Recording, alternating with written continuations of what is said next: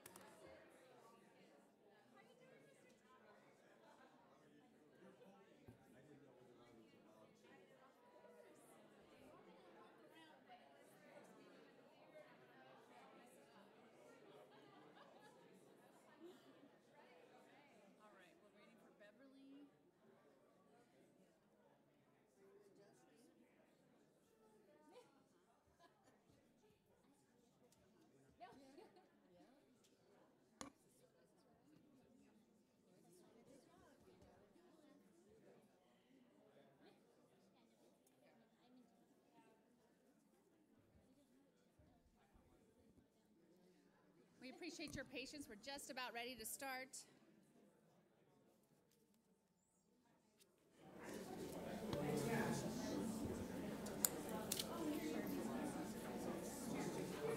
Their jacket is a lot cleaner than mine.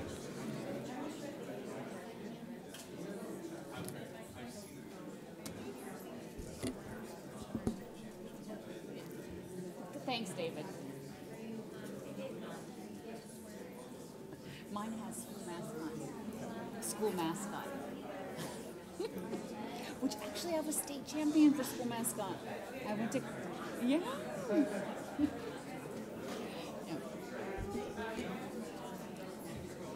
What, basketball? That's all right. Some of my final questions answered. Okay, silent on the phone.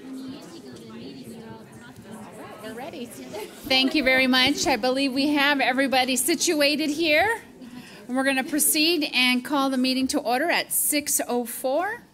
We're going to please stand and pause for a moment of silence.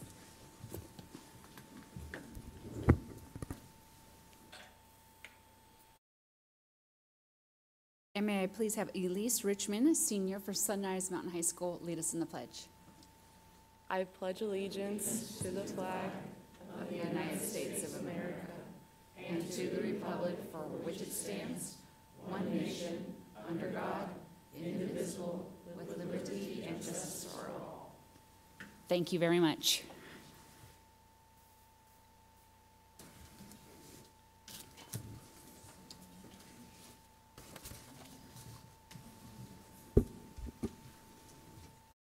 Welcome everybody and Happy New Year. We are going to proceed with our agenda. You can follow us along on the screen. The first order of business is 3.1, Governing Board address any agenda items or consideration of adoption or recommend any changes. Thank you very much. As presented, we will proceed. Number 4.1, we're going to start off with staff recognitions. Ms. Danielle Airy. Good evening, President Ceja Martinez, members of the board, Mrs. Pallas Thompson. First of all, just a very warm welcome to our newest board member for her first regular board meeting of the year, Mrs. Corey Underhill. If we can give her a round of applause and a warm welcome. So pleased to have you with us, Mrs. Underhill, so welcome. Well, we have a couple of incredible recognitions for you, as always, but this time we are celebrating athletics across our district, and it is widely known, I think, across our community that there are a number of things we believe here in our district, not just our attention to strong academics, but we also believe in shaping a well-rounded student here in our district. And that means a focus on things like arts education, career and technical education, and athletics that helps to kind of round out what our kids get to experience. So it's really an honor to recognize some really stellar athletes that we have brought in before you tonight. Some of them are no strangers to being top achievers, so you will hear some repeat champions that we'll reference here in the room this evening. And we have invited back a very talented state champion that we'll begin with this evening in swim and dive from none other than Centennial High School. It's junior Daniel Mueller. If we can give him a big round of applause, and I'll have him stand.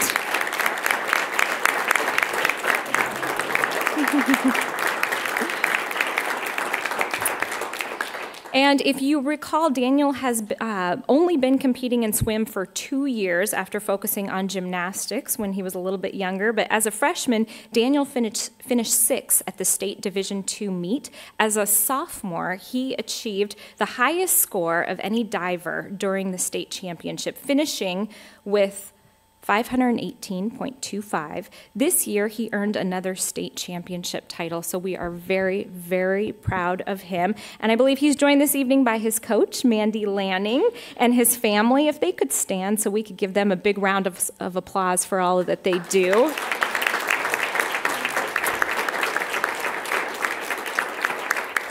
And a bit of an interesting story we actually just learned about Daniel, so we are going to take a quick opportunity to share it with you. This year, he was only 2 points off from tying the state record that was set in 2009 by someone who is now a silver medalist in the most recent Rio Olympics. So that is a pretty remarkable achievement, Daniel. Congrats to you. Let's give him one final round of applause, if we can.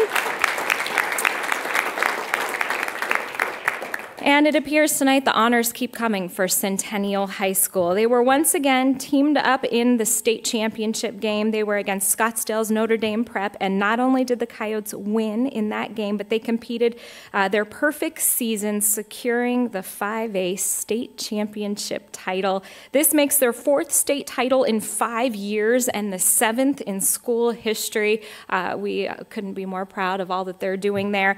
We have some very talented athletes that have brought their trophy in to hold high for all of you tonight. And I know we have a number of others that are joining them this evening, but if we can start by asking student athletes and team captains to rise for a round of applause with that trophy. That's Carson Keltner, J.L. Stark, and Tanner Durfee.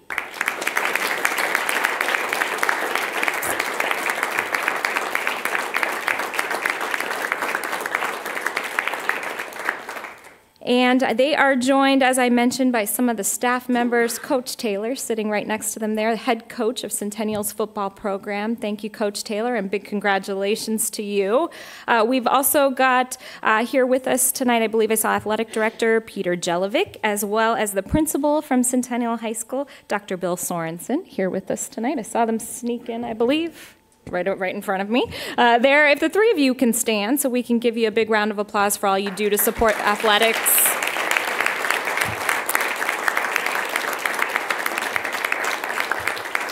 And undoubtedly, very proud there, Mr. Jelovic, Dr. Sorensen, of the great athletes coming out of Centennial High School. We're going to move a little bit further north in our district, and we've got some other champions we want to recognize tonight from Sunrise Mountain High School. It's another swim and dive athlete. Elise Richmond won the 200 freestyle, clinching the Division II state championship this year. Elise, can you stand so we can give you a big round of applause?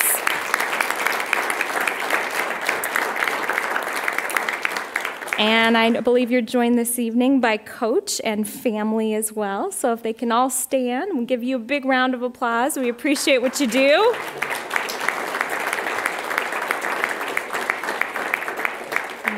we know it takes a village in supporting our athletes, so thank you for all you do to support them. Continuing on with Sunrise Mountain, yet again, Ben Lorenz, a senior at Sunrise, won first place at the Division I state championships in golf. He is not the only golf champion in the family. In fact, our board members may remember we recognized his brother last year for also being a state champion. So it sounds like it runs in the family there. Ben, if you can stand so we can give you a big round of applause. Thank you.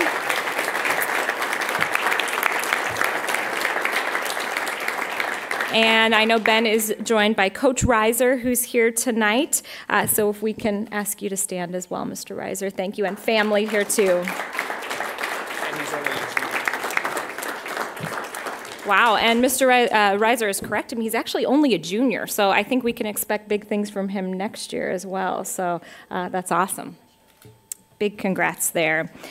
So as you know, our athletes that are here this evening represent really an entire group of athletes from all across our district, a number of teams to honor, and I know there's some other teammates that couldn't be here from Centennial High School, but there's an awful lot of work that goes in behind the scenes in putting together our athletic program. I think I saw Mr. Sievertson here as well. Mr. Sievertson, can you stand? You do so much for our athletic program. We want to thank you.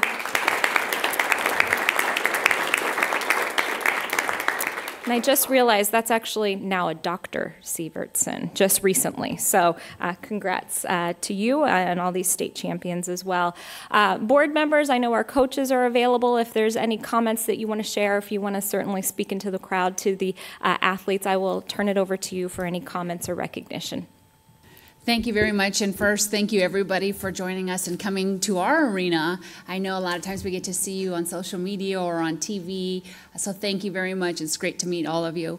Mr. Sandoval, would you like to start us all? Sure. So congratulations. Again, Danielle talked about all of our programs, certainly athletics, and how those life skills, are also taught, around teamwork, collaboration, leadership, all skills that you'll certainly benefit from as you further along into college, career, and life. So I was able to attend the Centennial game there at ASU, and really honored. And Mr. Taylor, there was a common theme going across that sideline, and it's definitely in line with what I just said.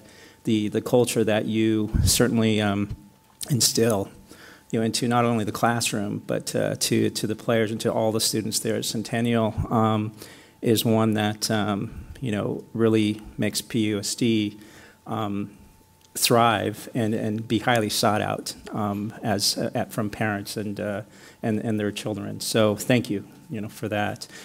All the other coaches, parents, families, congratulations, what you do, to support your child, your student, and what certainly inspires them and drives them every day. Thank you for that. Any Olympic aspirations there in diving? Daniel? Perfect. All right. Thank you, and congratulations again. Thank you.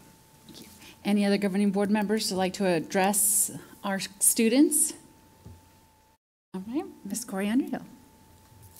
Yeah, I just wanted to say congratulations because I know how much work that you put in and how much effort your coaches and your parents put in, and that's a lot of hours. So just way to go and keep it up, and keep those skills and that confidence that you've learned, and just take it to that next level. So way to go. Thanks. Thank you. And again, thank you on behalf of the board for all your hard work. It does take a village, and we are here to support you. So continue to come forward and let us know how we can continue to do that. Thank you.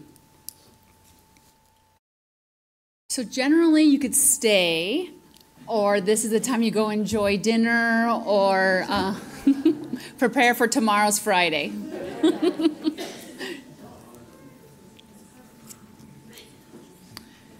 We are going to continue with board recognitions. And we'll start off with Ms. Stone. Thank you. Mr. Sandoval?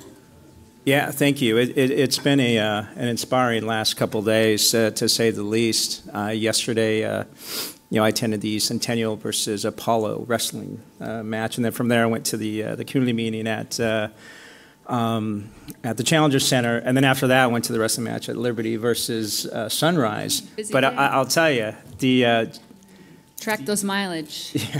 the energy that you see, at these competitions, and the just the teamwork and the respect that the schools have for one another.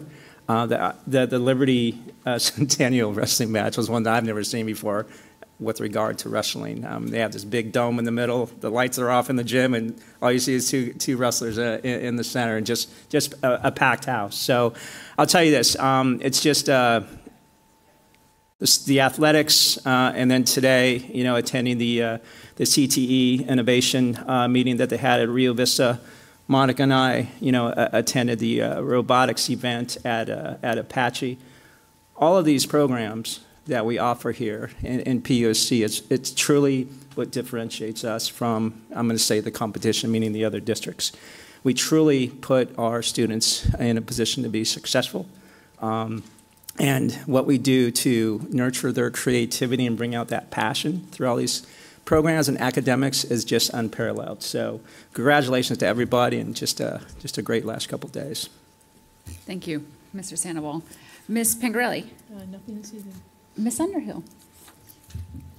I have to learn how to use the mic, so.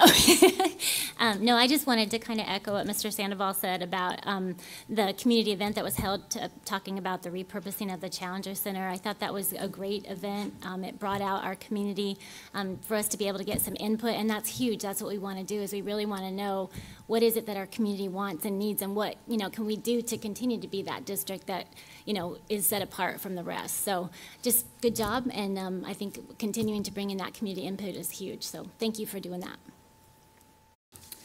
I'll just add one little piece. Mr. Sandoval noted that we went to Apache, and one thing that I admire about the students, they were working on their robotics competition, and when they won, you knew it. They celebrated, and I wish that we can continue and follow in our children's and our students' footsteps so that when they do something well, we celebrate just as hard as they do. So kudos to Apache and all the students and staff that support an excellent education system.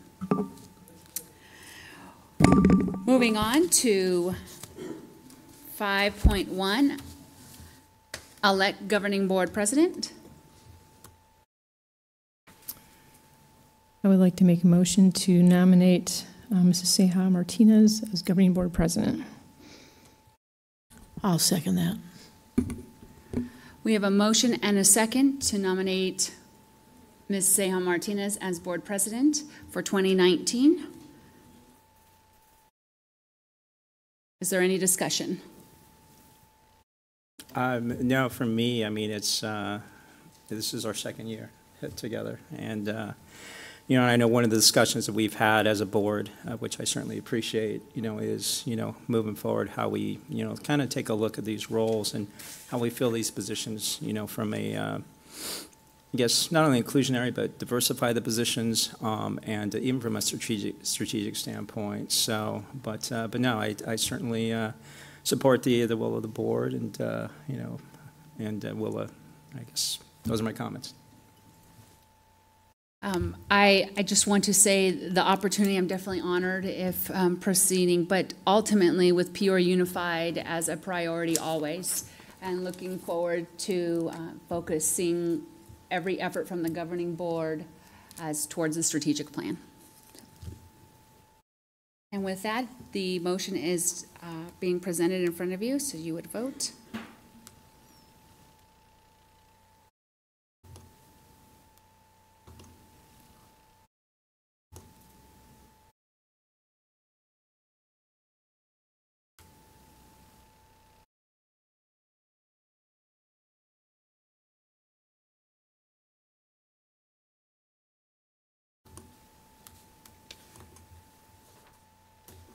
It's me. It logged me out.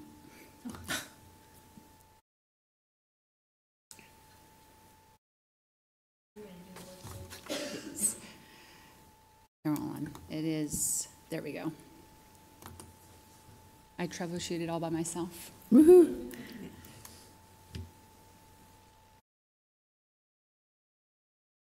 Motion passes 5-0.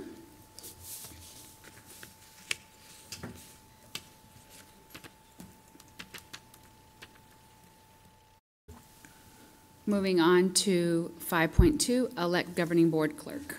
I'd like to make a motion to make a nomination. Ms. Corey Underhill, yes. Yeah, first, I wanted to say that I really appreciate the efforts of both of you and your service, because I know that being a board officer takes a lot of extra steps, and you've both done it well and had, opportunities to do that.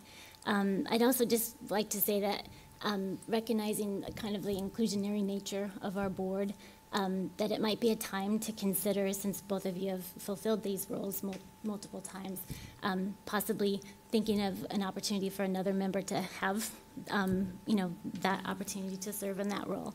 So with that, I would like to nominate David Sandoval for clerk. Here we have a motion. I need a second. Second. We have a motion by Ms. Underhill to nominate Mr. Sandoval for governing board clerk, and a second by Mr. Sandoval. Is there any other discussion? I would like to say, to address this, because of the environment that we're in, and we did start this conversation at our study session on Saturday. We all voiced our thoughts around how do we move this district forward, and we agreed that looking at our practices and policies, we would revisit that. So at this point, I would like to continue with continuity, being a board president and having a board member who is familiar with the process going into the new superintendent search. I would consider somebody else on our governing board to help with that.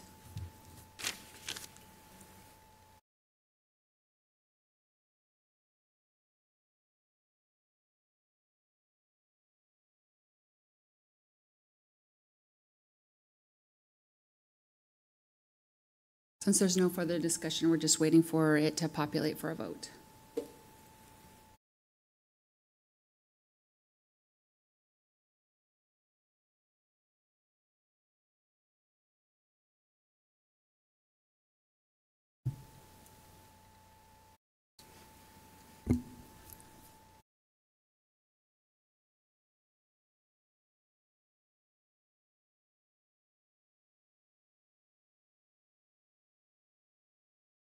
The motion fails, 2 yes, 2 no's. At this time, I'd like to make a motion to have Ms. Beverly Pangarelli serve as board clerk. I'll second. We have a motion and a second to have Ms. Beverly Pangarelli serve as board clerk in 2019. Is there any discussion? And again, just to reiterate, I hear the voices of the board to work on procedures and policies going forward for the new year. We can consider, definitely we're up for a new election 2020. The continuity is very important, how we continue to stabilize our district moving forward. And for that, I would like to continue to have Ms. Pangarelli serve as board clerk.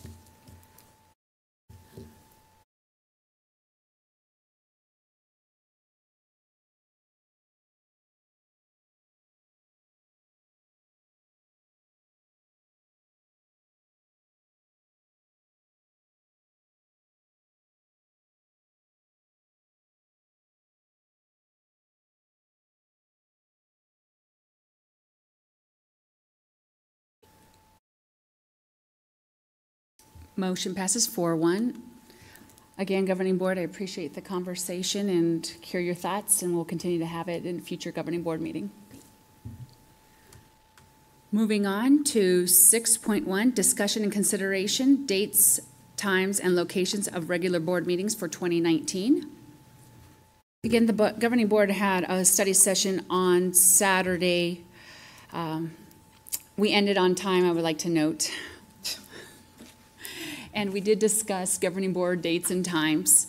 It has been presented with Thursdays and 6 p.m. being our practice, and we are going to move forward. There was a date that was brought forward, Michelle, that the majority of the board will be out of town on a National School Board Conference, and so we will revisit that. But as presented, dates have been updated and are up for conversation. Is there any additional comments from the governing board? Okay, it's not a voting item, it's just to present. 7.1, request to address the governing board regarding matters not included in the agenda. We do have two public comment. We're going to please go ahead with Ms. Sonia Pratt, and we do have, per policy and our practices, is 3 minutes. We will have the timer displayed on the clock, and then, as noted, since it's not an agenda item, we cannot converse, but we will have somebody follow up per your comments. The one that they just passed over. Hi, my name is Sonia Pratt. I'm a student at Liberty High School and I'm part of the Liberty track and field team. I would like to express some concerns that I have for our upcoming season. My pole vault coach, who has been coaching me for 2 seasons now and has been coaching at Liberty for 10 years, has not been hired back this season. Coach Franklin has put his time and his effort into this program these past years.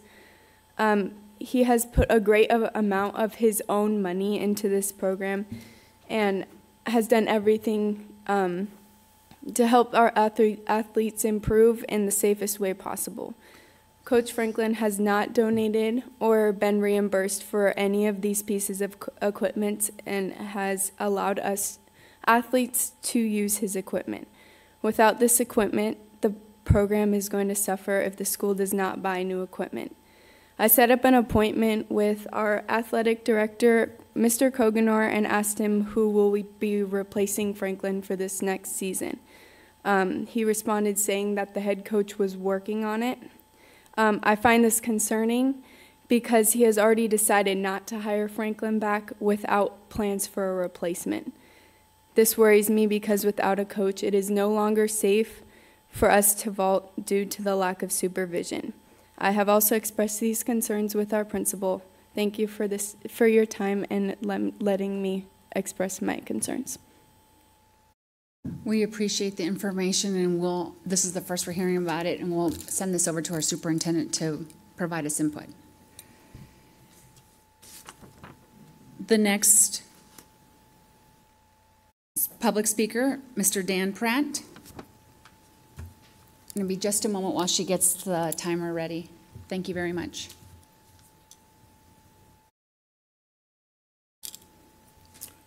Yes, my name is Dan Pratt. I'm the father of 6 children that attend in this district, and I have a son and daughter, and one of them just spoke, Sonia, that are on the Liberty High School track team as pole vaulters, and I have been a volunteer pole vault coach with the team for 3 years.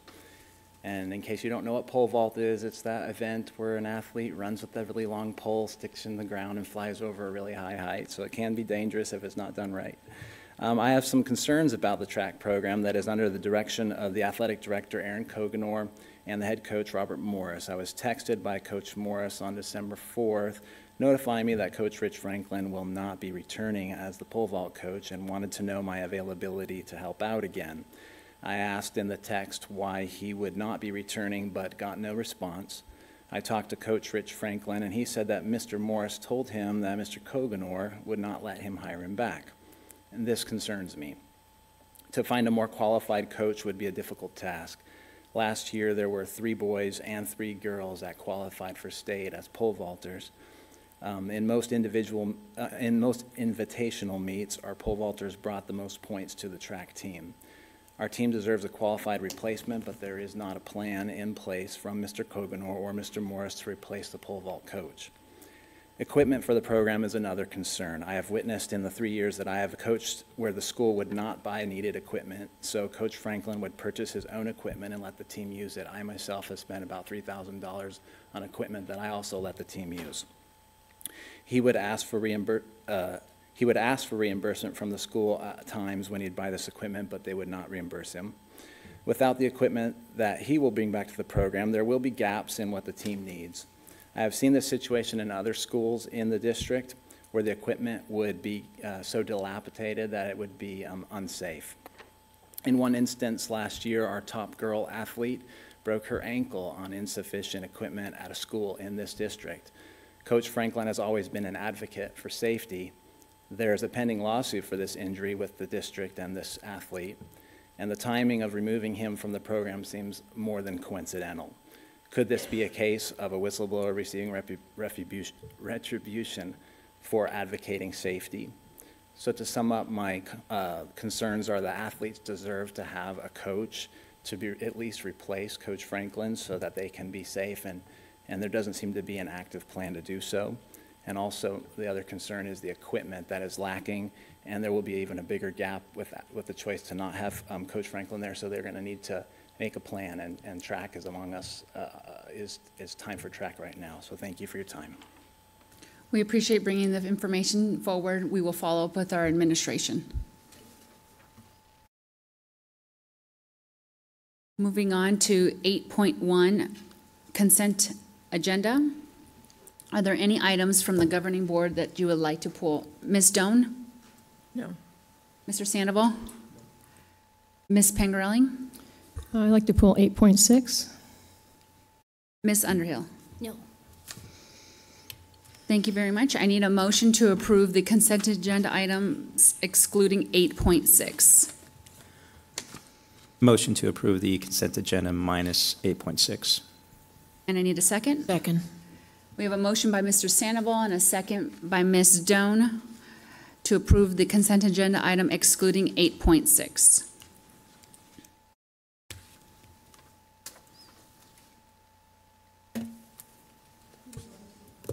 Okay, we're going to go ahead and proceed with the voice vote. All in favor say aye. Aye. Aye. All opposed say nay. Motion passes 5-0. Moving on to consent agenda item 8.6, which is now moved into the 9.1 section.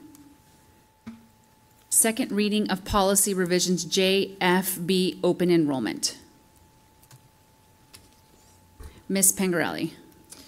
Oh, let's see, I would, there was a couple areas I needed to talk about. One was the priorities, and I appreciate changing the priorities from first read. On the second item, which would be enrollment for transfer, enrollment preference shall be given to resident transfer pupils who were not enrolled in the school the previous years. If the capacity is not sufficient, it just goes on. My thing is for the other areas, it talks about siblings being included. So siblings are included in number 1. Siblings are included in number 3. Siblings are not included in number 4, but that's the non-resident pupils. If we could add siblings, if there is capacity, to the second. So there. So on the first one, you can see that any siblings are included. The second one, there are no siblings included. For resident transfer pupils who were not enrolled in school the previous years. Then it goes on to number 3, which is the non-resident pupils who were enrolled the previous year and any siblings. So it just seems like to be consistent, we need to have siblings for that second category when there's capacity. Madam President, Ms. Pangarelli, I see your point, and I guess I'm just kind of processing it through in my head here for a quick moment. I think the challenge was the second bullet that we moved to the third position. In that situation, when number 3 bullet was in the number 2 position, in both those instances, there was a student that was already enrolled in the school the previous year. So what was happening in those situations, they would come back, they would be part of the group that would be considered, and then if they had a sibling. So usually what that means, if I'm a 4th grader and I have a kindergarten brother or sister who's going to join me, they would get automatic preference. And so what happens, and I think we can make that change, what would happen when we move the new number 2, they were not enrolled in the school the previous year, so it didn't calculate out that way. Meaning that because they weren't enrolled in the school the previous year, they're not inherently already in the school, and then their sibling joins them. So in the number 2 situation, the number 2 bullet, that would really be a brand-new family coming because they weren't in the school the year before, and they were all enrolling then, or at least seeking open enrollment for that year. So the whole family would be coming at once. So I think that one's clear. The challenge, I wonder, is it the 3rd bullet. Enrollment preference shall be given to non-resident pupils who were enrolled in the school the previous year. It probably does fit. And then any siblings. So let's say I'm in the 3rd position now. I'm a student that was there the previous year. And if I stay enrolled, my new sibling that's going to join me in kindergarten, or I guess my brother could have been in the 3rd grade at my neighborhood school, but now he's going to come and join me at this school. That's what I think what the difference, as I'm interpreting that, is. And I want to, maybe we can have the conversation here so I make sure that I clearly take back, if you want me to make a change, I can. Okay, yeah, I just would like that any resident transfer pupils should always be able to have a sibling. So you're saying if we accept a resident transfer pupil, let me think this through, and the siblings are younger, I guess if it's a twin, they'd be coming together. Well, I guess the point in bullet number 2 is any resident, so that would be any student that lives in the Peoria School District who wanted to go to another school within the district. Right, and they were going there for the first year. I guess my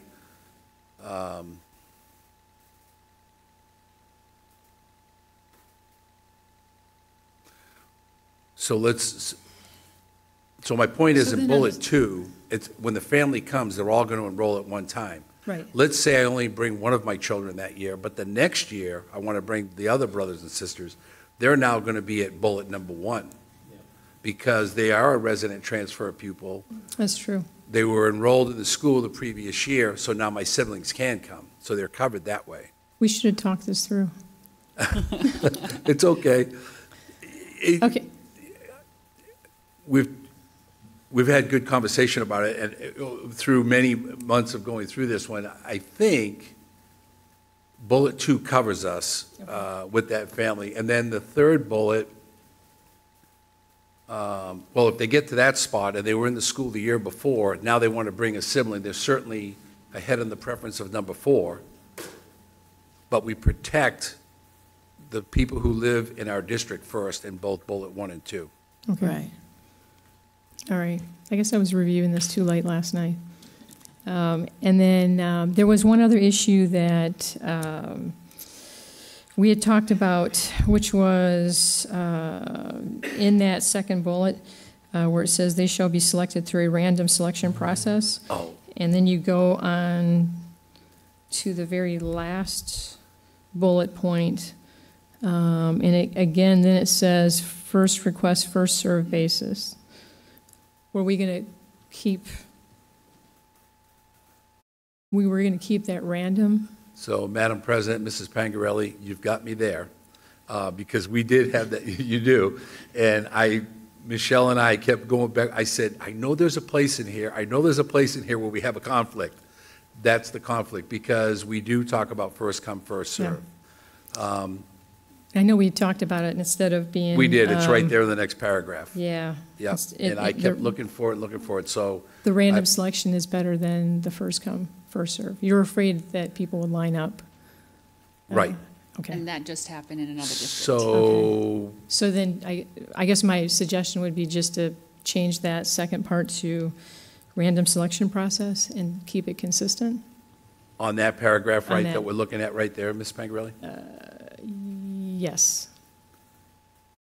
If, with the blessing of the board, if we can make that change, we'll get that done, and we can approve, if you want, we'll make that change. Okay. So let me just make sure I understand. We want to proceed with random selection process? Well, we had talked about that as first come, first serve. People, there might be an issue of people lining up. Mm-hmm. A random selection process might be a little, I guess, fairer. I don't know. The idea would be that what we would have our schools do is families turn in their open enrollment requests. What they do now is they time and date stamp those requests that come in. If we were to get to this position, which we haven't, but if we were to get to this position, even though they were time dated and stamped, we would do them in a random selection by putting all of them into a hat and just pulling them out until we reach capacity. My only concern with that is proving that it was random.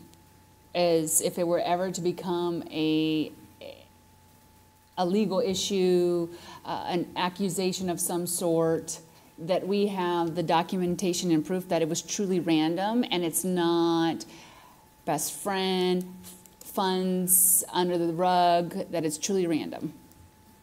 Madam President, members of the board, understood. I wholeheartedly agree with you. All right, so then we're making the amendment to the second read to read as random selection on that one bullet point, correct? And everything else as is? Well, I mean, if the board has any other comments of their ideas if random selection is any better than first come, first serve.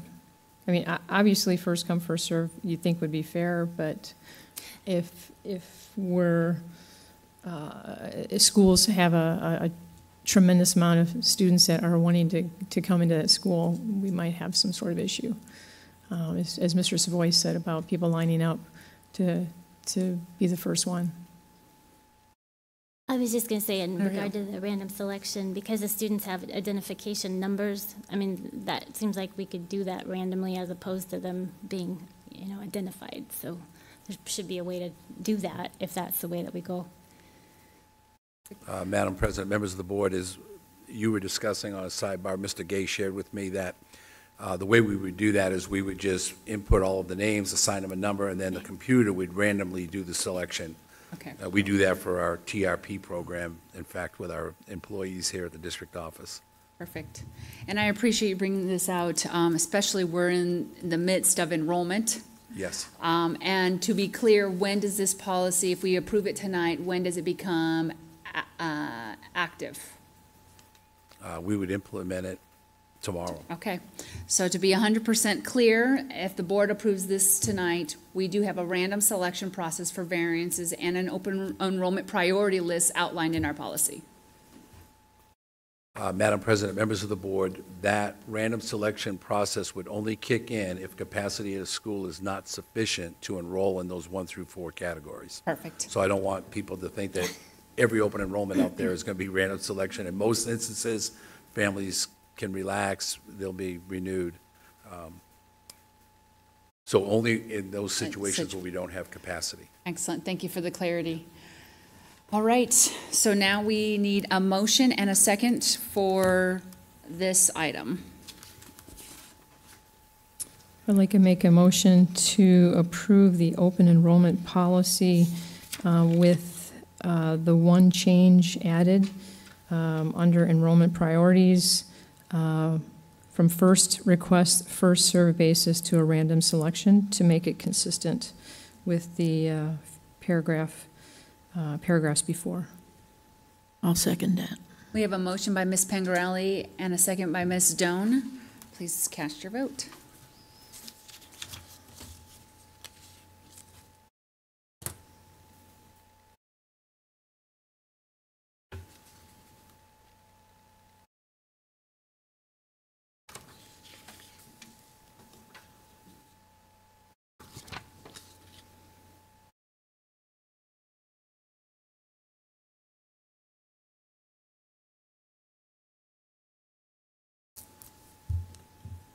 Motion passes 5-0.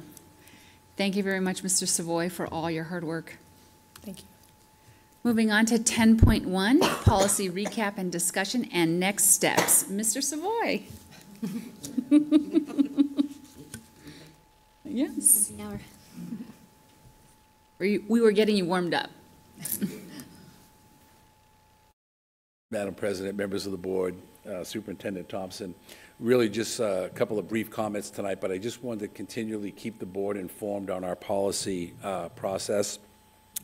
And really wanted to provide some updates for you. You may recall that we shared this with you back in August, We started our policy review and update of policy advisories, of which there were 77, and we completed that heavy lift actually just tonight, just a moment ago, with the approval of the last one on policy JFB. But it's been great work. We've appreciated the effort of the board to get all of this completed. And we set a goal of August 2019, and so I just want to update the board where we are in getting ourselves in the best position with our policy manual. These are the activities up to date. I really just want to focus on the last two. We've completed all of the policy updates, and as the board may recall, regulations and exhibits, we are sending those to you in the Friday reports. We have still some work to do that. We have 50 remaining, but we will get those to the board for you to see, and if you have any comment or input or questions, please let us know, and we'll be happy to help you with that. And then the last thing I just wanted to share with you is our next steps. Now that we have all the advisories updated, we have a clear slate, the work that's going on right now is that primarily Mrs. Aubuchon is updating all of these policies that you've approved to ASBA, what we call the policy bridge, and they're putting those into our manual. And so it becomes operational. So when you go and you click on our policy, any of our employees, community members that want to review our policy, it'll be up to date. They'll see the most recent adoption by the board. The next thing I wanted to talk about was the ASB Policy Review Service. You may recall we had conversation earlier about the $550, I think, and whether or not we had already paid that. We had not. But it is something that we're going to initiate this spring, and it will cost about $550. And what happens is once we have all the policy advisories uploaded in the policy bridge, so our manual then reflects currently where we're at right now, we're going to run a reconciliation report, basically. We're going to run our manual in comparison to the ASBA manual, and what we'll get back is where the differences are. Now, if you remember, you, the board, can set your policy, and it doesn't always have to be what ASBA puts out as the recommended policy. Now, if it's statutory, then yes, you know, we as a public body, we would need to respond to those law changes from the Arizona legislature. But if it was a personal, you know, specific policy about PUSD, the board has that flexibility to set that. We will see where we're in alignment and where we're not. We're going to work with Mrs. Thompson at that time as she represents the board in saying, okay, this policy that's ours, are we okay with that? And we'll have to have conversation with the board, but it will go through Mrs. Thompson, and we will do that reconciliation. We anticipate that hopefully being completed during March, April, maybe even going into May. But the idea is we want to get to a place where we can say with certainty, here is the most up-to-date current policy manual for Peoria Unified School District. That's your operational Bible, more or less, for our district. So that's the work that we're going to do. The other thing that we promised the board back in, at the beginning of this process is that we would implement a system, a process that would guarantee that any time a policy advisory came in, or if the board made a request to have conversation about policy or want to have a discussion about that, that we would have a systematic process where we have certain people assigned to certain roles and responsibilities so that these things don't fall through the crack in the future. And so I want you to know that that's already been designed and developed. We still need to bring it to Mrs. Thompson and our council group to sign off on it, that that's a good system and the right people are in the right place. But we will have all of that done. Our goal was August 2019. I'm shooting for June. I want to be a little bit aggressive on that, but what we're excited about is hopefully we'll be in a good spot right there moving forward. And usually policy advisories that come in from ASBA happen usually twice a year, February, and there's a big group that comes in July. So we should be in good shape for this summer in July. And then my last comment is, I do know that the board has asked us to bring some policy forward for you to look at, and we can certainly do that. We don't have to wait till this is all done. We'll just update that. So at any time, if the board has a question about a policy item, we'll bring that forward at your request. That's really just the quick updates I wanted to provide. Thank you very much, Mr. Savoy. And we'll go ahead and start with Ms. Doan. Do you have any comments? I do. I have thoroughly enjoyed going through the policies. I believe it has acquainted me with our policies a lot better than I was. I believe that it's been a learning experience for us. And I've appreciated all the effort and work that everyone has put into this, and you know, thanks. I appreciate it. You're welcome. Mr. Sandoval. Yes, I echo those comments. Thank you for all the hard work. Now, can you just walk me through real quick the $550, right, that we pay, one of the line items that we pay at ASBA? Can you walk me through that process real quick, what their role is and our role? Absolutely, Madam President, members of the board. Mr. Sandoval, basically that's the fee they charge to run what they call a policy review. And it starts out initially electronically. They take our manual, they take their adopted ASBA copyrighted manual, and they run, I call it a reconciliation report. It could be a Delta report, but what it shows is we'll get back, I believe the report we get back is in 3 colors. So there's the color that's ASBA, there'll be color words in the policy that are both ASBA and Peoria. It's the same policy, and then there'll be colored sections in the policy that will be just our policy.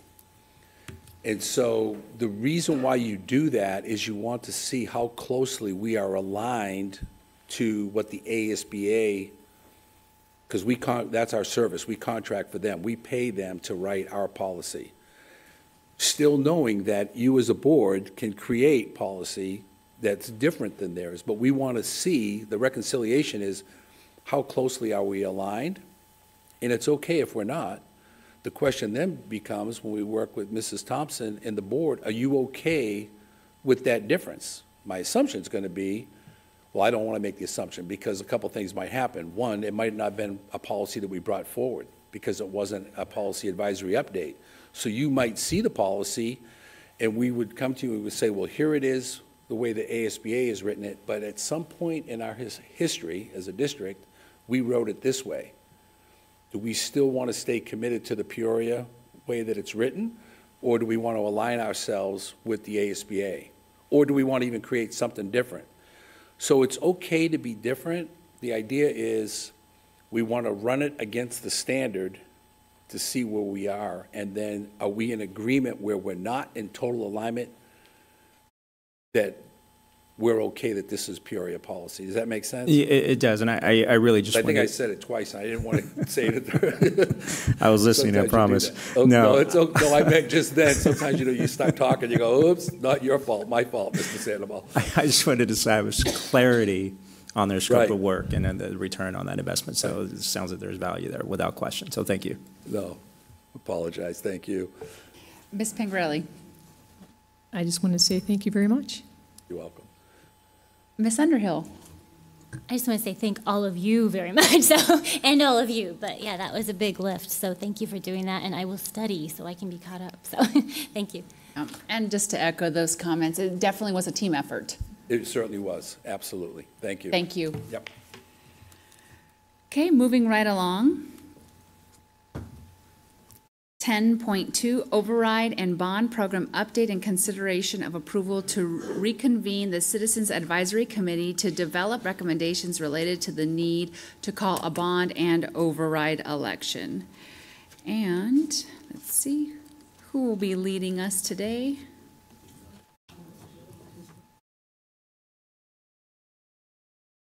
Oh, there it is.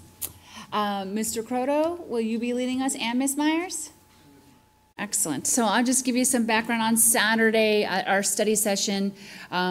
the board had general conversations, and now it is being formally presented to the governing board. The public will get to hear where we stand and hear conversation.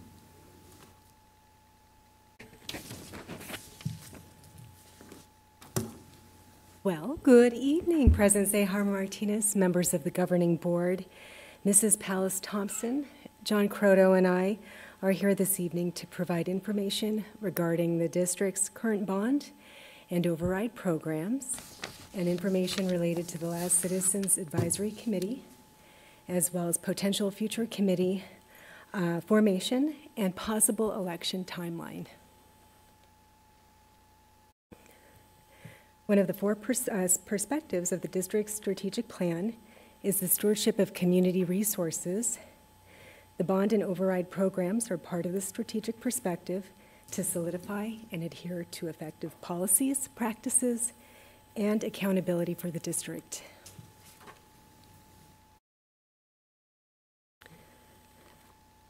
Tonight, I will share information on policies related to the Citizens Advisory Committee and elections, a summary of remaining 2012 bond funds and related priorities, and the district's capacity for a new bond authorization, as well as information regarding the district's current 13% maintenance and operations override.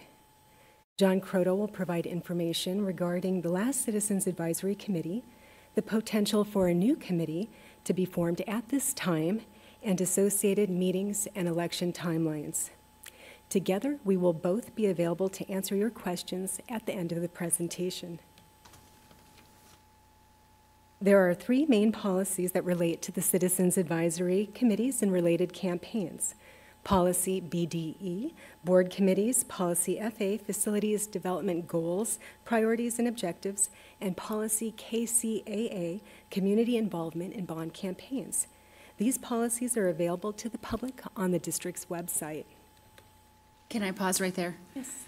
So I do want to highlight, and correct me if I'm wrong, so the PowerPoint says BDE, the attachment says BDF.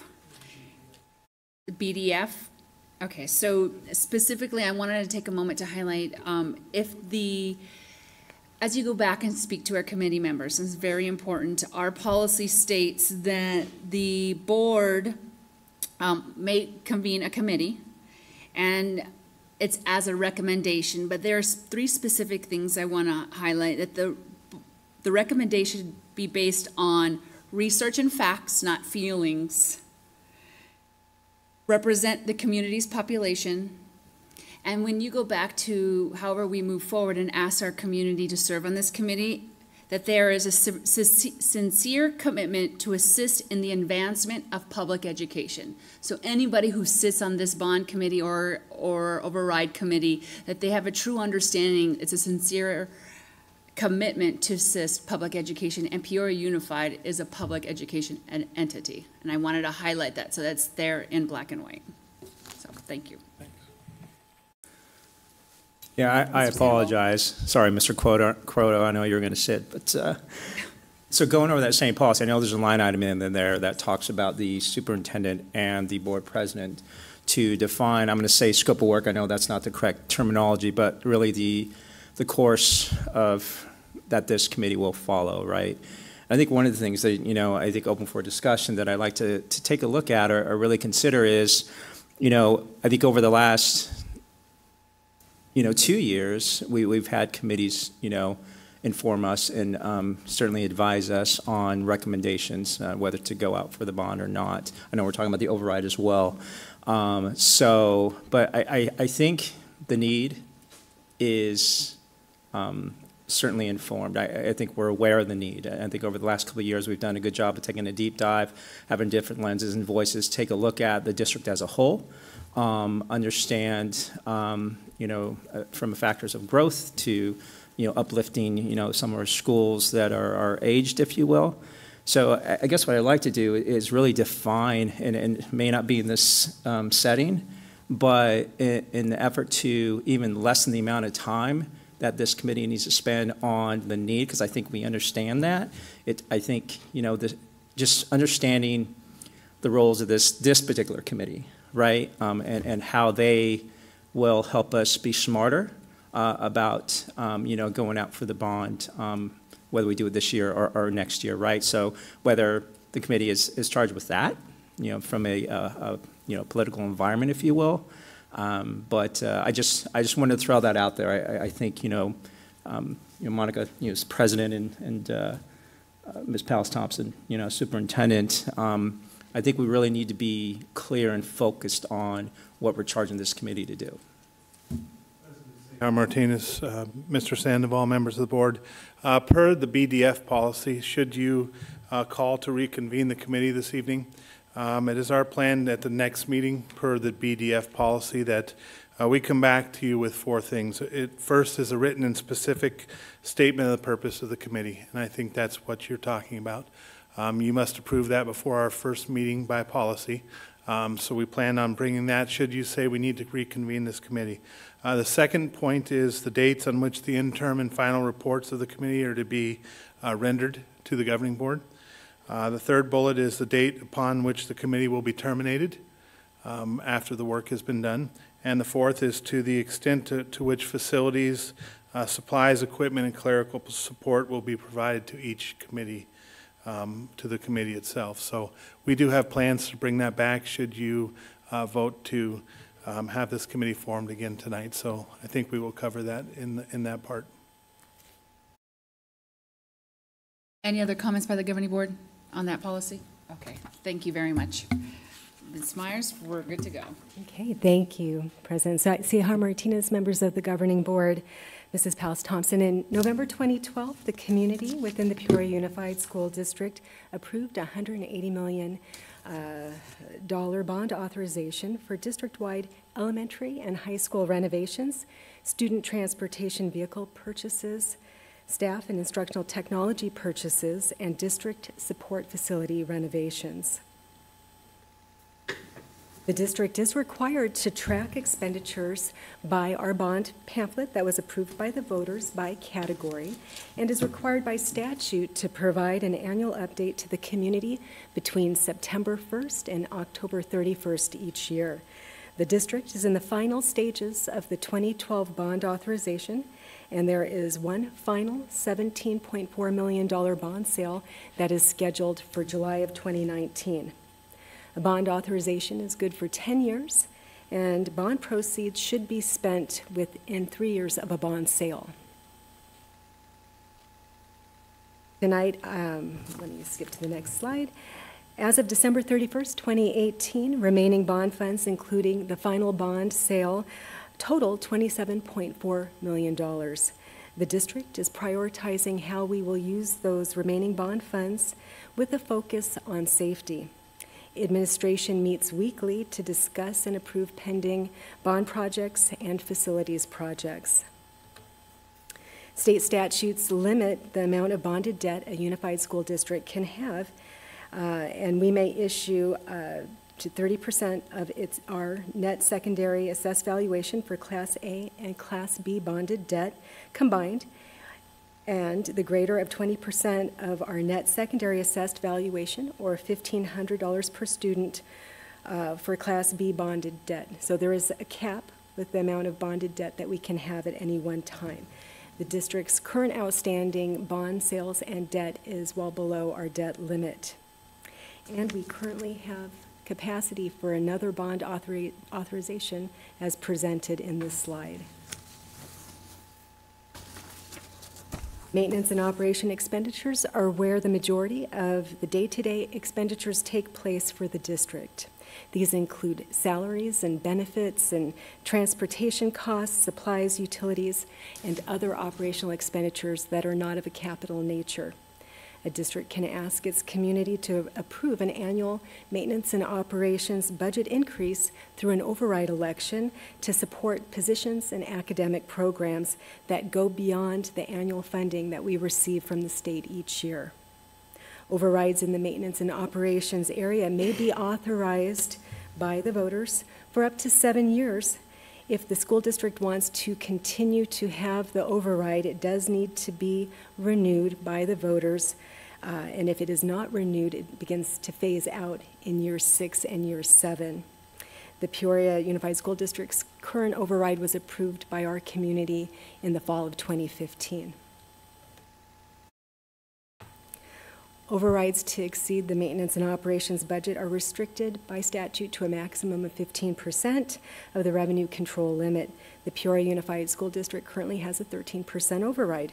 Overrides support people and programs. The override funds were approved by the voters and are used annually to support assistant principals, salaries, nurses, athletics, reading intervention, arts education, all-day kindergarten, and our current override provided $26 million for our 2019 budget. At this time, I'm going to turn the presentation over to Mr. Croto, and he'll continue talking about the 2018 Citizens Advisory Committee. John. Thank you, Ms. Myers. President Sehar, Martinez, members of the board. Last Citizens Advisory Committee, you can see on your screen, consisted of the following 13 members. It is our intention, with the direction of the board, obviously you can direct us tonight, but to have some continuity over the last bond committee to invite these members back, unless you feel it's necessary for us to go into a different direction. Obviously, we stand tonight for your guidance. But these were 13 members. Just so you know how they got there, we do have a form called a Peoria Unified School District Committee Interest Form. It is on our website. We send out to solicit people that would like to be on various committees, not just the committee, but boundary committee, budget, calendar. There's a number of committees listed. They fill it out. They submit it to Mrs. Aries' office, and we have a list of those. On the current list for the bond and override committee, there are 46 individuals that have shown interest. Of that 46, 13 are these members. So we do have 33 remaining people. So should somebody that does not want to serve on this committee again, we do have a pool of 33 people that have shown interest. Again, we're at your direction for how to do that, but we do have that list remaining there. We do not have a clause to replace any of our members. That's not in there. We haven't developed that. Again, we could go back to this list, and we do have members that obviously miss from time to time. There's our meetings are at 4 o'clock at night. Usually we pick the same day so we can plan in advance. With this tight timeline, we're going to probably meet pretty aggressively to get the decision to the governing board so they can act on it. The election is Tuesday, November 5th. So here is some of the election timelines. So February through May, should you vote to reconvene this committee tonight, we were going to have Citizens Advisory Committee meetings. As you know, like I explained earlier, per policy BDF, we will bring you all those dates so you know, and it will be published. You need to approve those, and that would be at the next meeting, should you approve the committee tonight. In May, we hope to bring you the Citizens Advisory Committee recommendation. We have 2 meetings in May. We hope to plan on bringing that to you by the May 9th meeting. If not, depending on the committee work and where we are, we do have the backup day of May 30th. That is important because in June, as you can see right there, we do have to go to Maricopa County elections and fulfill the requirement and let them know that we will be going for an election if that's what the committee feels. So those timelines are very tight. We cannot miss that notification to Maricopa County election. Then in August, we have the ballot language. The voter pamphlets go out in September. October, the mail-in ballots come out, and November is the election. Like I said, that was November 5th, 2019. So those are some of the timelines. We stand for any directions or questions that we can answer for you tonight. Ms. Underhill, do you want to start us off, or do you want to hear thoughts? I'm going to hear some thoughts. Okay, sure. Ms. Stone. All right.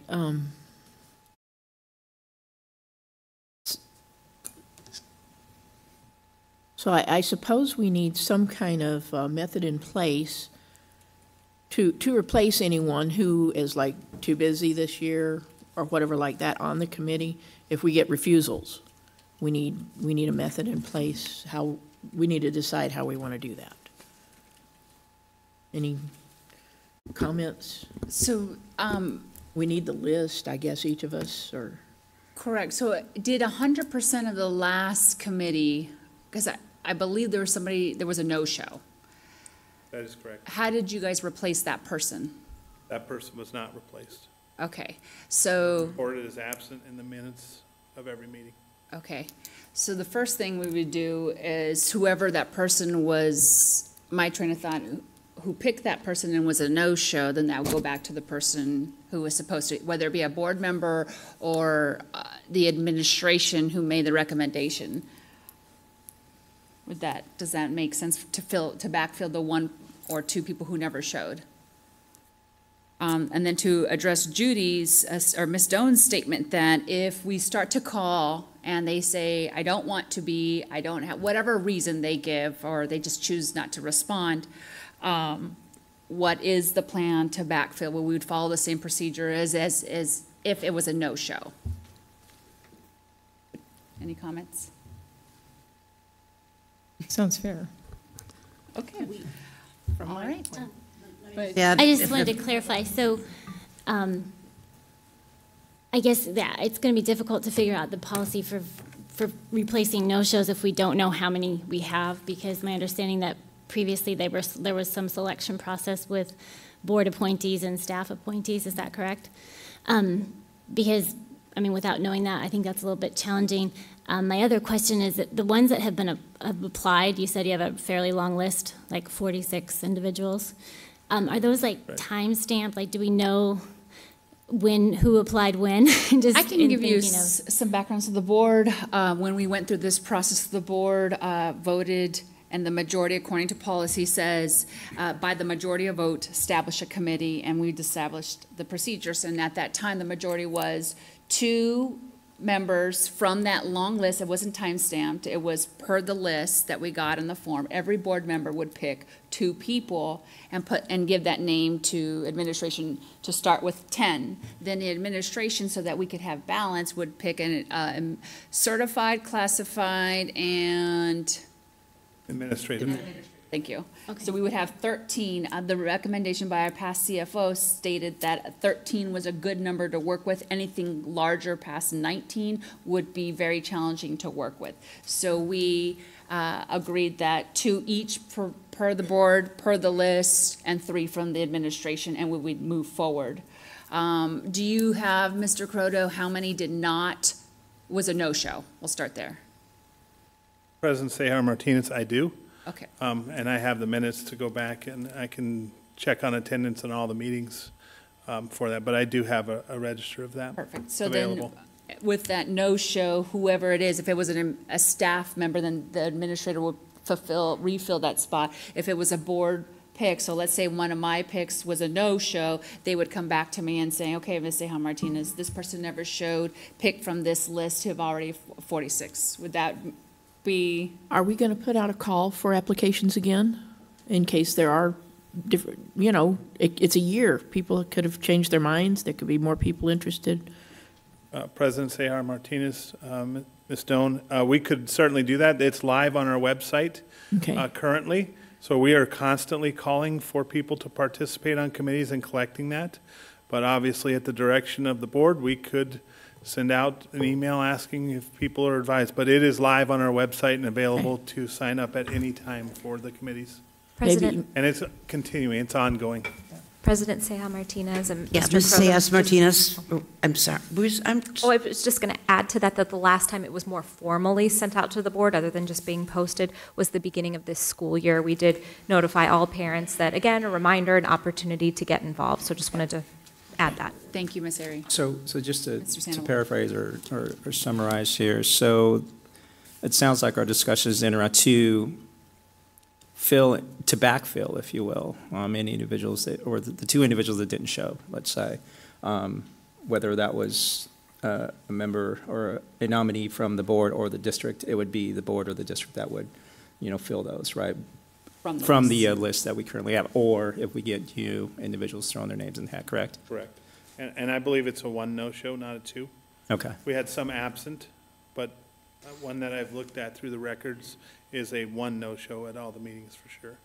One thing I would recommend, and it's going to go back to my earlier statement, just around an understanding of the scope of work of this committee, and I don't want to prolong this. I know we're already in somewhat of a time crunch, right?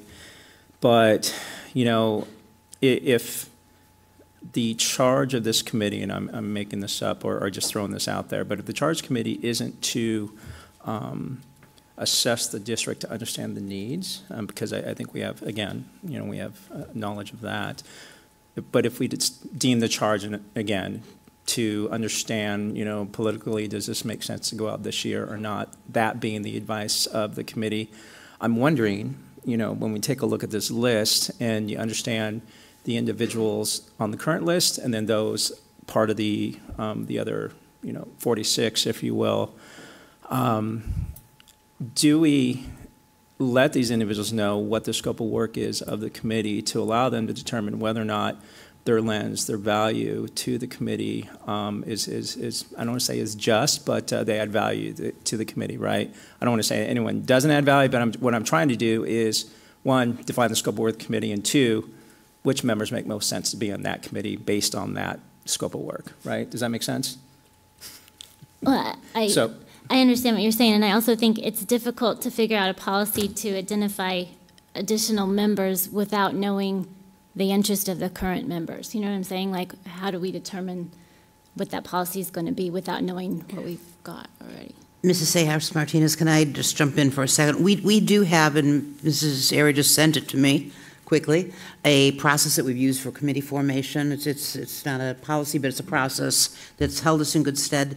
The agenda item is talking about reconvening the group and not reforming it. It specifically is talking about reconvening the advisory group to develop recommendations related to the need to call for another bond. Not even what's necessarily are we talking about what's going in there, but reconvening. Are we looking at a bond, and are we going to go for it? So some of the details. So we've got to be clear that that's one of the items. To Mr. Sandoval's point, you have to cast a wide net to make sure we are soliciting, as you say, the demographics that are there, based on someone who says, you know what, I'm going back to school, I'm not interested, I don't have the time, and there's only 13 members. I think they could each be called. You know, are you interested? Here's the time frame. Here's what it's going to do. Here's what we're planning. Here's our goals for it, and that's also outlined specifically in there. It'll give us an indication. 13 is a good number, but it's not the ending number. I'm understanding the superintendent also has the opportunity to add people either from this list or from outside. I know we put a classified and a certified, but there's also some of our senior population that I'm not sure was necessarily on there, or new arrivals, or young adults that don't have children in the district. I'm not sure our demographics have been, from my quick look at that committee, I wasn't really there. So I'd like the board to consider that we are using the same committee, that they be contacted, and are they available? This is important work, and that we certainly 13 is a minimum. And if Mrs. Underhill did not have an opportunity to pick, I don't know if that's a critical thing that that you'd have to decide as a board, and then allowing the superintendent and administration to say we're missing this group here. Mm-hmm. So for clarity purposes, this agenda item is to vote to reconvene a committee. Mr. Croto, you're going to come back and present, per the policy, the things that you've already outlined and the committee names. Is that accurate? President Sayhouse Martinez, that is correct. Okay. We plan on doing that. Should you reconvene the committee, bring all those things I highlighted earlier back on the next meeting, January 24th. Perfect. So to keep us focused tonight is just to say yes or no, let's reconvene, and you're going to come back in a future board meeting to address the committee process and Mr. Sandoval's points. Mm-hmm. Okay. Ms. Underhill, did you want to add? No, that was the clarification I needed. I just want to make sure we're reconvening. We're not necessarily saying this is what it is or who Perfect. It is. Right. Okay. Thank you, everybody, for keeping us focused. We do have one public comment request. Ms. Casey Franklin.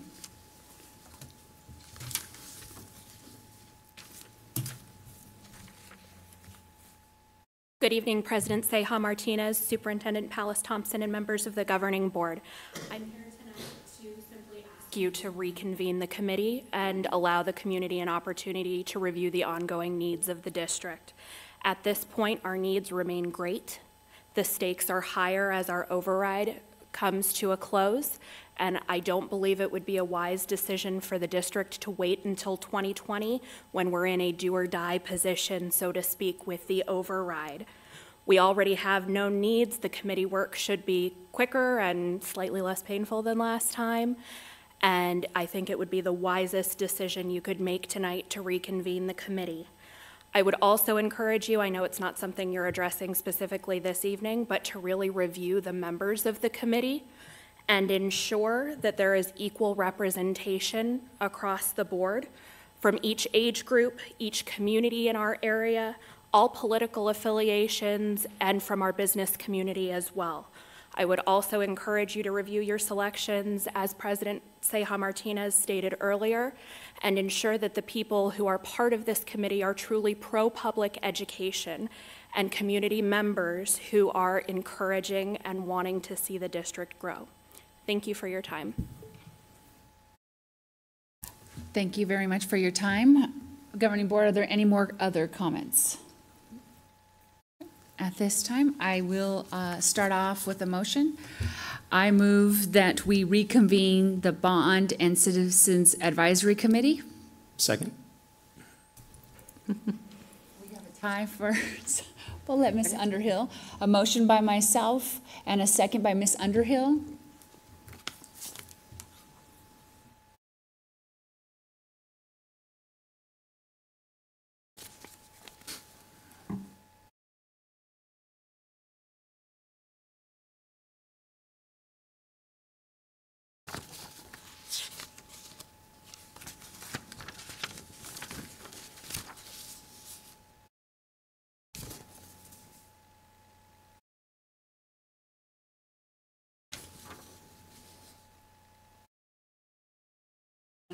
Did you vote? Oh, sorry.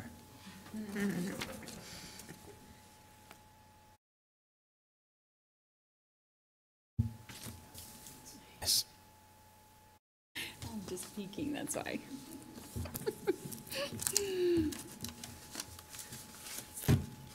Motion passes 5-0. Thank you very much. Moving on to 10.3, discussion and consideration of Meadows land donation at 95th Avenue and Williams Road. Ms. Myers. Well, good evening again, President Ceja Martinez, members of the Governing Board, Superintendent Pallas Thompson. Thank you for the opportunity to provide information regarding a second amendment to the donation agreement for land that's located at 95th Avenue and Williams Road for a future elementary school in the Meadows community.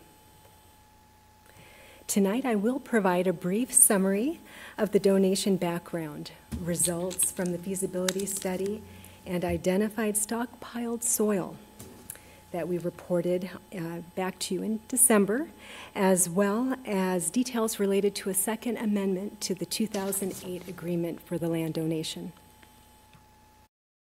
As previously mentioned, the subject property is located in the Meadows community of new homes that is being built in the northern portion of our district, north of Deer Valley Road at 95th Avenue and Williams Road. The property is restricted for the construction of an elementary school and cannot be used for any other purpose.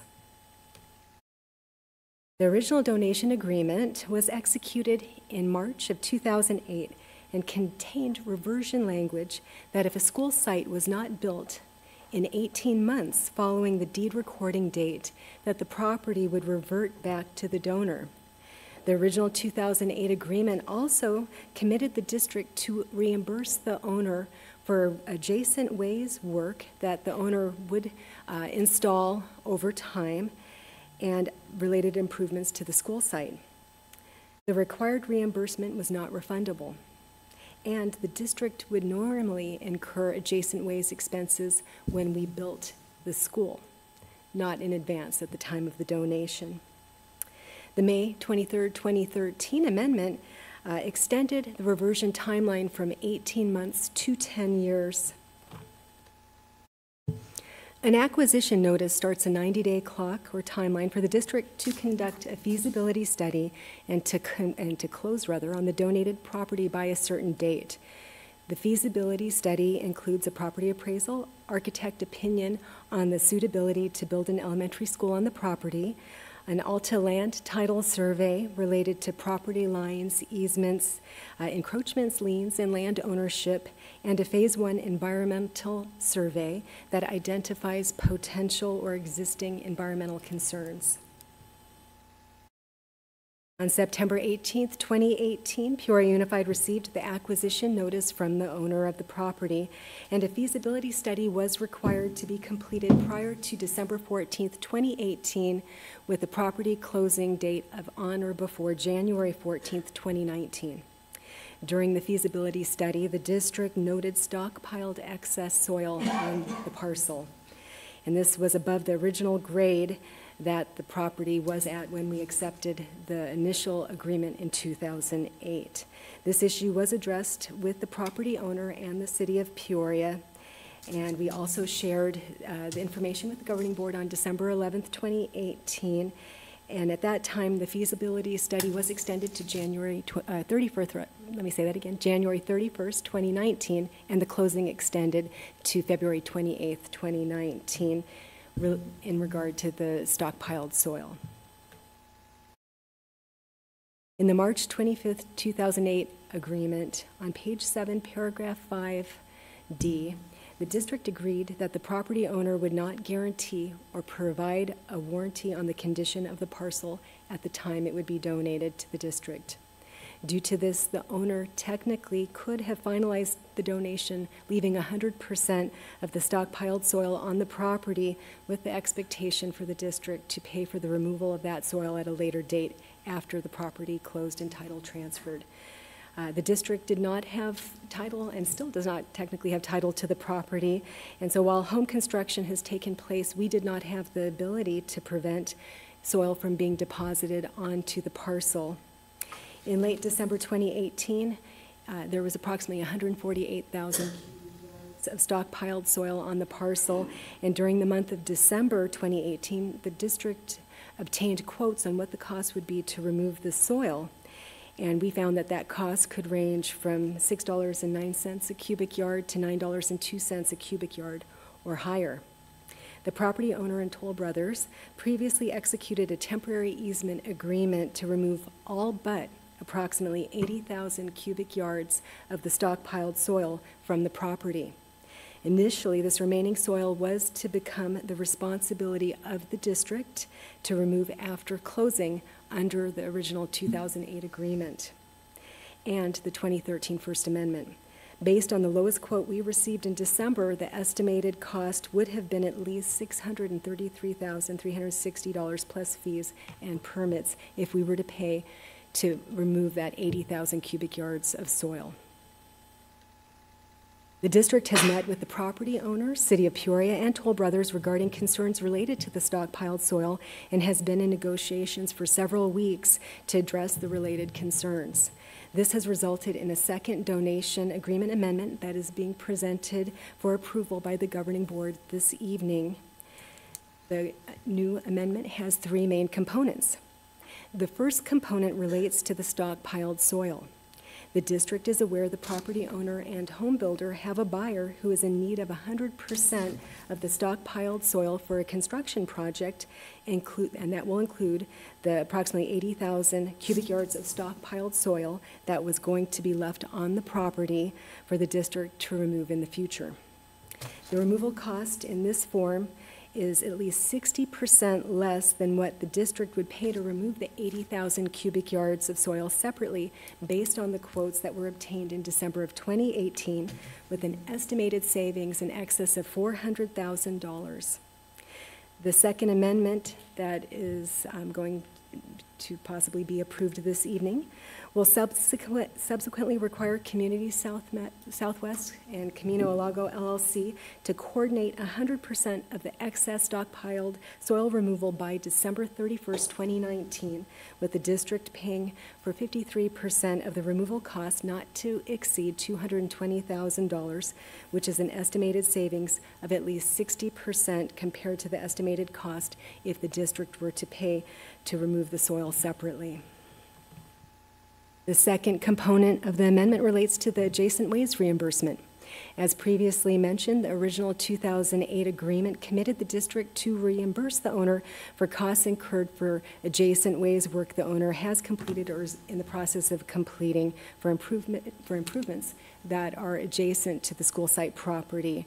This includes asphalt, concrete, and wet and dry utilities. In the second amendment that is pending approval this evening, the adjacent ways work is capped at an amount not to exceed $527,448.29. The third component of the amendment is perhaps the most material. If a school is not built within 10 years and the property reverts back to the owner, 100% of the adjacent ways and soil removal costs paid by the Peoria Unified School District will be reimbursed back to the district. Due to this, the district now also expects to receive approval from the School Facilities Board to use adjacent ways money that we currently have in our general ledger to pay for the adjacent ways reimbursement. On November 29th, 2018, administration provided housing and enrollment growth data to the governing board and highlighted the potential that 10,000 plus students could be moving into the northern portion of our district in the next 10 years. Administration also shared that if a school is not built in this location, there will be a 10 plus square mile area in the middle of our district that does not have a Peoria Unified School. These factors become a consideration as the district uses a 10-year planning horizon to consider this location for an elementary school. During the feasibility study, the property appraised for $2 million or $152,045 an acre, assuming the pending adjacent ways work is completed. Without the adjacent ways work, the property appraised at $1,473,000 or $111,981 an acre. Both appraisal amounts assume the stockpiled soil is removed. The $220,000 not to exceed stockpiled soil removal cost is significantly below the property's appraised value.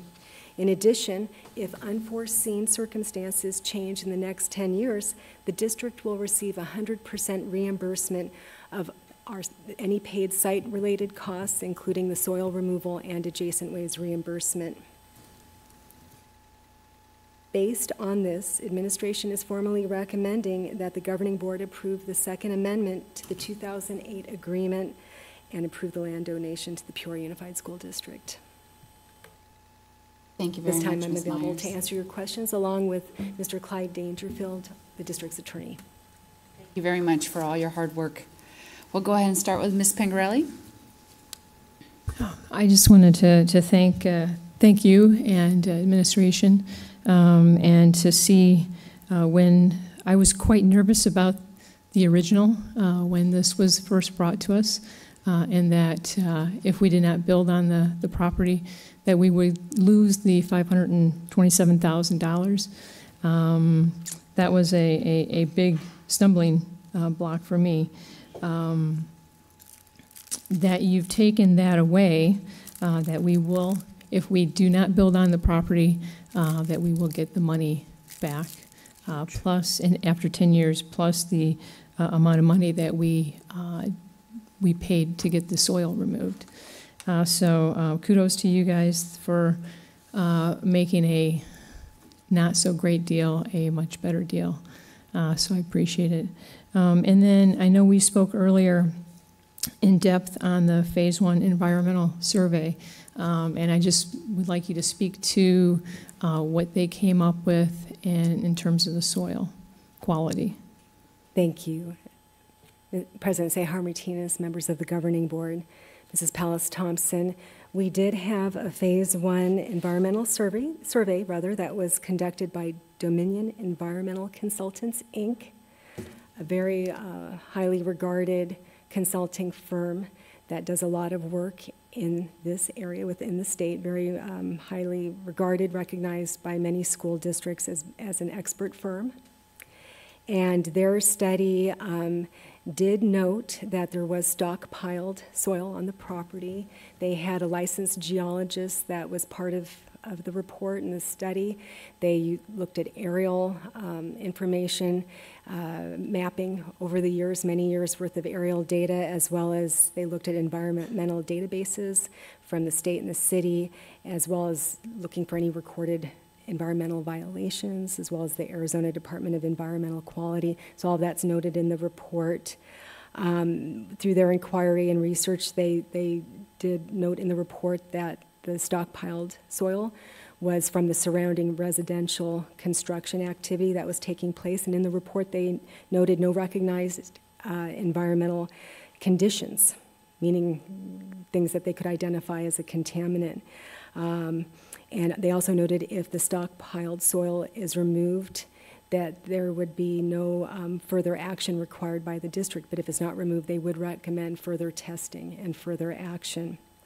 There's also, you'll note in the Second Amendment, a reference to the 2007 topographical land study, and that's going to be the reference point to remove the stockpiled soil back to the original native grade. I will note that, as with most reports, there is a comment in the report that they cannot guarantee the absence of contaminants or the absence of subsurface equipment. But the only finding they had was the stockpiled soil, and that if it were removed back to that 2007 original native grade, that they're not recommending any further action at this time. Thank you. I should also comment, the architectural review did confirm that the property is suitable to build an elementary school. So that is good, and there were no known findings with the Alta survey title review. And then I just wanted to, I know you pointed out, but the other big thing is that because of the new changes in this agreement, that we would probably, the SFB board would probably approve the adjacent ways funds to be used for the $527,000, and we don't have to find funds from other areas. And do you have an idea how much we have for the SFB, or excuse me, the adjacent ways funds?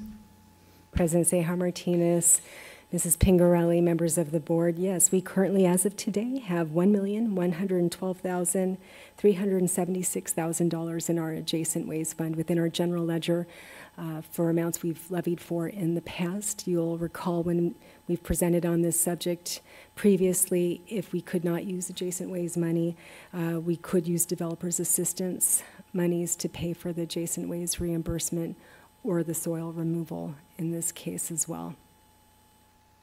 That's all my questions. I just wanted to thank you again, and because of the changes that was so diligently put forth through admin and through our lawyer, that I am supportive of this.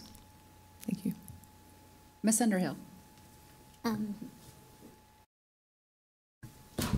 I just wanted to say that, first of all, good questions, and thank you for those clarifications. And yeah, again, thank you for doing all that extra work to really kind of mitigate our risk and to create this opportunity for families in PUSD. So I think it's a critical location, and I'm also supportive. I appreciate it. Thank you.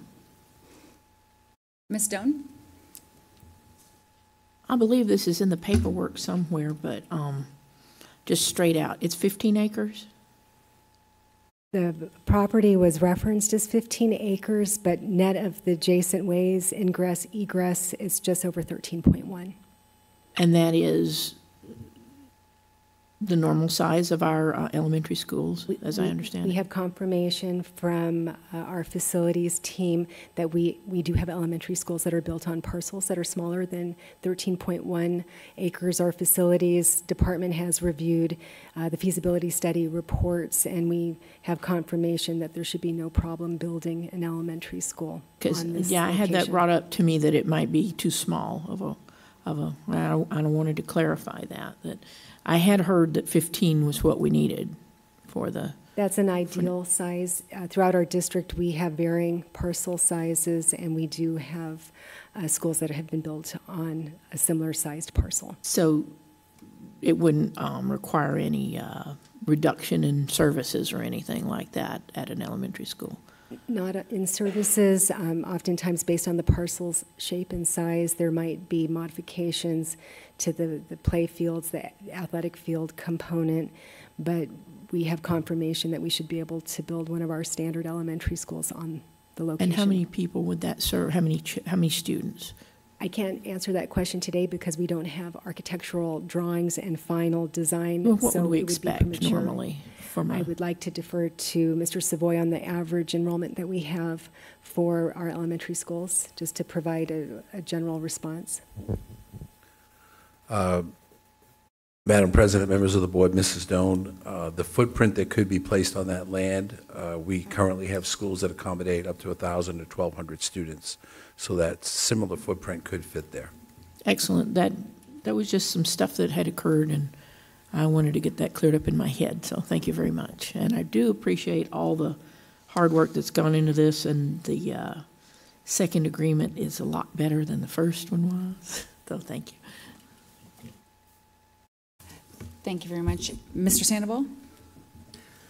Yes, thank you, Ms. Meyer, team, Mr. Dangerfield. I mean, it's, I've always said that the district adds a lot of value, to the city. It's a great job and understanding that and being confident in that and, holding these partners, accountable. And, so great job there. We talked about, the event that we attended today, President Martinez, and, the CTE program, we are in an innovative culture here in PUSD, and we're always thinking forwardly and what maybe coming around the corner. And, and certainly we see that. And I'm certainly in support of, your recommendation to acquire this land to make sure that we're continuing along those lines and upholding that same tradition of excellence and, serving our students in a way that, they've been known to realize, over the last 30 years, I believe, getting close to 130 years anyway. So thank you and great job. Thank you. Again, for everybody's efforts, it was definitely a unified effort. First, this is my second year, going into third year, but second land acquisition, and I learned a lot in the first scenario. When we started this process, I had my reservations because Peoria Unified was bearing all the risk. And as a result of the 2008 and the 2013 amendments, the governing board and the administration did not take a look or foresee 10 years out to reduce those risks that Peoria Unified and our students would be bearing in our community. So I hope that we let this experience, as we know there's a lot of land going forward, be the guidepost for future acquisitions, and we continue to ask what risk Peoria Unified would be bearing going forward. I agree with my governing board members that all the facts that you have brought forward and made amendments to the contract now reduces and releases Peoria Unified of all the liability, and we have the ability now to recoup 100% of the funds from the soil, topsoil issue that was an unforeseen known issue back in 2008, 2013. So thank you for that and the litigation or the negotiations. I appreciate Ms. Linda Pellis-Thompson. I know we were in conversation with the city coming to the table and providing additional support on behalf of Peoria Unified so that we can have the developers continue that conversation. And with that being said, you have my full support as well. Thank you. So we do need a motion to proceed with accepting the proposal. I move that we approve the Meadows land acquisition. I second that. We have a motion by Mr. Sandoval and a second by myself to approve, to receive and approve the amendments for the land acquisition.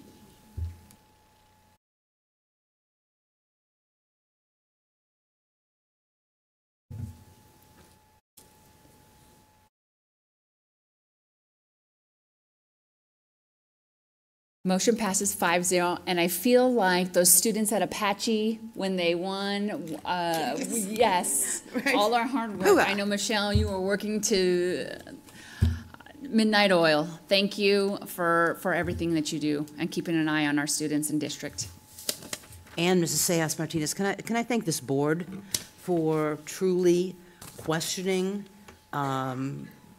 arguing, looking, listening, and then making what I believe truly is the right decision for our district right now. It really is impressive. No one can say anything other than this is a very thinking, forward-moving board, and I'm delighted to be part of this organization, so thank you.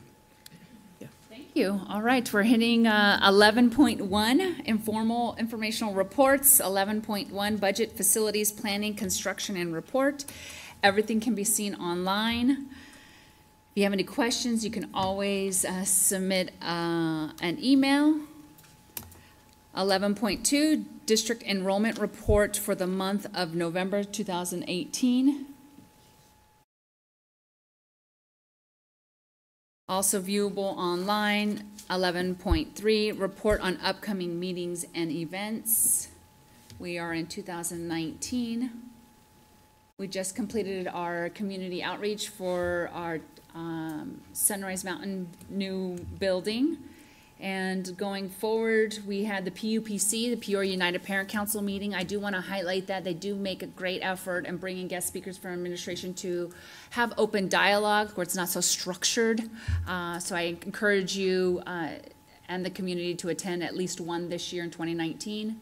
Parent-teacher conferences are coming up as well. Anything else that we should be highlighting? Okay. Other business? 12.1, board member opportunity to readdress any agenda items that we've already discussed.